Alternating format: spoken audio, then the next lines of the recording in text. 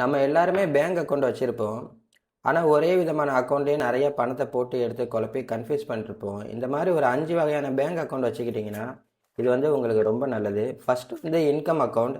Customer நமக்கு தர்ற பணத்தை எல்லாம் இந்த அக்கௌண்ட்டில் மட்டும் ரிசீவ் பண்ணிக்கிட்டே இருந்தால் கஸ்டமர்ஸ் நமக்கு எவ்வளோ பணம் கொடுக்குறாங்க அப்படின்ட்டு ஒவ்வொரு மாதமும் ஈஸியாக செக் பண்ணிக்கலாம். அடுத்தது வந்து பார்த்திங்கன்னா எக்ஸ்பென்ஸ் அக்கௌண்ட். நம்ம கம்பெனியில் பண்ணுற எல்லா செலவுகளையும் இந்த அக்கௌண்ட் வழியாக மட்டும்தான் பண்ணணும். வேறு எந்த அக்கௌண்ட்டையும் அதுக்கு வந்து நம்ம யூஸ் பண்ணக்கூடாது. 3வது ப்ராஃபிட் அக்கௌண்ட். லாப பெர்சன்டேஜ் மட்டும் என்னங்கிறத கண்டுபிடிச்சி ஒவ்வொரு தடவை மாதமும் நம்ம வந்து அதை தனியாக பிரிச்சுட்டு இந்த அக்கௌண்ட்டை அதை வந்து பயன்படுத்திக்கலாம்.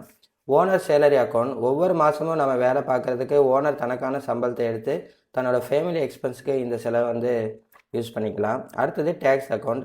ஜிஎஸ்டி, ஐடி, பிஎஃப், ஏசிக்கெல்லாம் வந்து டேக்ஸ் பணம் கட்டுறதுக்கு இந்த அக்கௌண்ட்டை யூஸ் பண்ணிக்கலாம். இந்த மாதிரி 5 விதமாக பிரிச்சுக்கிட்டால் நமக்கு ஃபினான்ஷியல் டிசிப்ளின் நல்லாவே இருக்கும். தேங்க்யூ ஃபார் வாட்சிங்.